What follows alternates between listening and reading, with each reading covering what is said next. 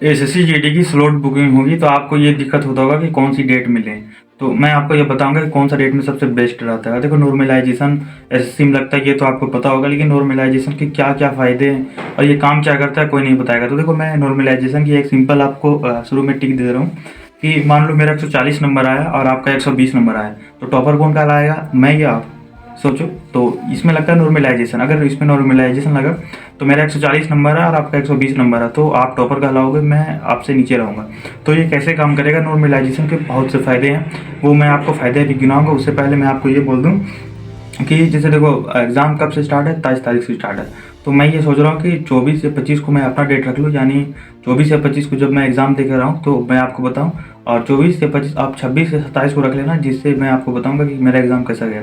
और उसके बाद आपको कॉन्फिडेंस आ जाएगा कि हाँ, वहाँ एग्ज़ाम हॉल में बैठने का आपको कॉन्फिडेंस आ जाएगा, आप घबराओगे नहीं। तो मैं आपको बोलूँगा 26 या 27 तारीख को आप रखना, और मैं रखूँगा 24 या 25 तारीख को मैं रखूँगा, और मैं आपको आकर बताऊँगा। आप मेरी वीडियो देख लेना, उसके लिए मुझे सब्सक्राइब करके रख लो, मैं आपको बताऊँगा, तो आप फिर वहाँ कॉन्फिडेंस में आप एग्ज़ाम दे पाओगे। तो अब देखो नॉर्मलाइजेशन क्या होता है, इसको अच्छे डिटेल में मैं आपको समझाता हूँ, और इसकी ये कैसे मैं 140 नंबर लाऊँ और आप 120 नंबर लाओगे तो आप टॉपर कहलाओगे, मैं फेलियर। तो देखो नॉर्मलाइजेशन का मतलब होता है कि इक्वल। ये आपको नॉर्मलाइजेशन के बारे में कोई बताएगा नहीं, मैं आपको बता रहा हूँ काफ़ी ज़्यादा अच्छे से। देखो मान लो आपका शिफ्ट में एग्ज़ाम बहुत ही ज़्यादा पेपर हार्ड रहा और मेरे में बहुत ही ज़्यादा आसान पेपर रहा, तो मैं 140 नंबर लेते आए और आप 120 नंबर लाए, तो टॉपर कौन कहलाएगा? मैं, क्योंकि मेरा बेसी नंबर आया और आप 120 नंबर तो नहीं। नॉर्मलाइजेशन इसको देखेगा कि पूरा रिसर्च करेगा, यानी आज का जो शिफ्ट था वो एवरेज स्कोर कितना बच्चे कर पा रहे हैं, यानी कितना दिन एग्ज़ाम चलेगा। तो आज का जो एग्ज़ाम चलेगा वो सभी का एवरेज स्कोर देखेगा, मान लो 140 तक जा रहा है, और कल की जो एग्ज़ाम होगी उसकी एवरेज 120 से ज़्यादा कोई बच्चे कर ही नहीं पाएंगे। तो एसएससी इसको ये समझेगा कि कल की पेपर बहुत ही ज़्यादा हार्ड है, जिसके कारण बच्चे 120 प्लस नहीं कर पा रहे हैं, और आज का जो पेपर 140 प्लस बच्चे कर ले रहे हैं, तो यानी आज का पेपर ईजी था। तो एसएससी क्या करता है, यहाँ नॉर्मलाइजेशन लगाता है और दोनों को इक्वल करता है, यानी जिसका कम नंबर आया उसको बेसी कर देता है, और मेरा 140 यानी आपका 120 भी बेसी कर देता है। फिर भी आपको समझ में नहीं आएगा, चलो मैं एक और एग्जांपल देके बताता हूँ। मान लो एक फील्ड मतलब ग्राउंड है जहाँ क्रिकेट खेलते हैं, तो वहाँ पे एक प्लेयर है जहाँ ग्राउंड काफ़ी ज़्यादा छोटा है, तो प्लेयर खेलता है वो 100 रन बनाता है।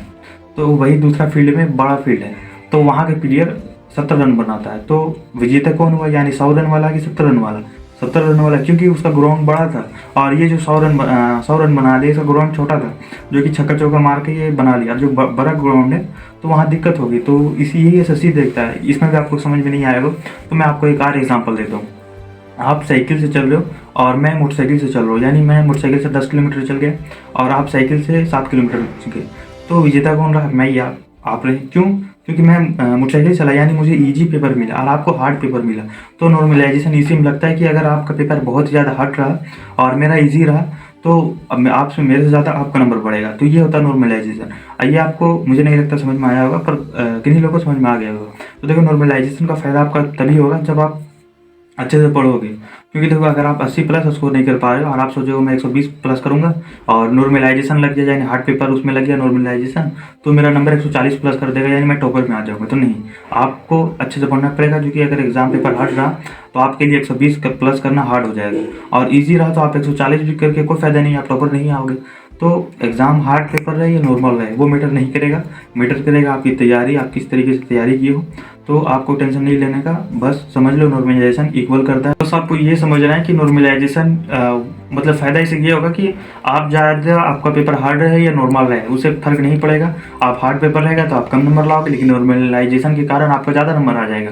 यदि आपका पेपर आसान रहा तो आप ज़्यादा नंबर ला लोगे, लेकिन नॉर्मलाइजेशन के कारण आपका नंबर कम हो जाएगा। तो ये होता है नॉर्मलाइजेशन, यानी इंसाफ देता है नॉर्मलाइजेशन की पेपर हार्ड रहे या कम रहे दोनों का इंसाफ दिलाता है। तो काफ़ी अच्छा सिस्टम है, जो कि एक पेपर हार्ड आ जाए या आसान आ जाए डज नॉट मैटर, आपकी तैयारी मैटर करेगी कि आप किस तरीके से तैयारी करके जा रहे हो। और आप स्लॉट बुकिंग में सेकंड शिफ्ट कर लेना, यानी फर्स्ट शिफ्ट में आप नहीं करना है। आपको करना होगा तो 26 या 27 तारीख बाद ही करना, क्योंकि मैं आपको पर्सनल ओपिनियन दे रहा हूँ कि 24 से 25 को मैं अपना स्लॉट बुकिंग करूँगा, और मैं जब एग्ज़ाम देकर आऊँगा तो आपको कुछ बताऊँगा कि हाँ मेरा वहाँ एग्ज़ाम कैसा गया, क्वेश्चन कैसा रहा। तो इस हिसाब से आपको कॉन्फिडेंस मिलेगा कि हाँ वहाँ पे आप अच्छे से नर्वस फील नहीं करोगे। मैं काफ़ी ज़्यादा हिंट्स आपको दे दूँगा उस टाइम तक, क्योंकि मैं खुद फील करके आऊँगा, इसलिए मैं आपके चलते एग्ज़ाम पहले दे रहा हूँ। नहीं तो मैं पिछली वीडियो में बताया था कि मैं तो सबसे लास्ट में एग्ज़ाम दूंगा, लेकिन नहीं, मुझे लगा कि मैं जब इतना अच्छा वीडियो बना रहा हूँ और काफ़ी ज़्यादा लोग मुझ पर भरोसा करते हैं, तो मैं फिर शुरू में ही एग्ज़ाम देकर आप लोगों को बताऊँ कि एग्ज़ाम कैसा गया। तो मैं शुरू में भरूँगा और आप सभी को 26 से 27 तारीख को अब सेलेक्ट करना है और नॉर्मलाइजेशन से डरना नहीं है, आप अच्छा स्कोर करो और अभी के टाइम में रिवीजन प्रैक्टिस का। बाकी मैथ की और जीके जीएस की मेरे प्रोफाइल में जाकर देखना, जहाँ मैं इंपॉर्टेंट टॉपिक बता दिया हूँ और कल बताऊँगा रीजनिंग और हिंदी और बाकी इंग्लिश के भी बता दूंगा जो इंपॉर्टेंट टॉपिक है। तो उसके लिए मुझे सब्सक्राइब कर लेना अगर सब्सक्राइब नहीं किए हो, और काफ़ी लोग पहले स्किप करके भाग चुके होंगे। तो नॉर्मलाइजेशन मतलब तो समझ गए, और आपको किस डेट को सिलेक्ट करना है वो भी आप समझ गए होंगे। और फिर भी नहीं समझ में आएगा तो आप कमेंट करना, मैं आपको जरूर रिप्लाई करूँगा।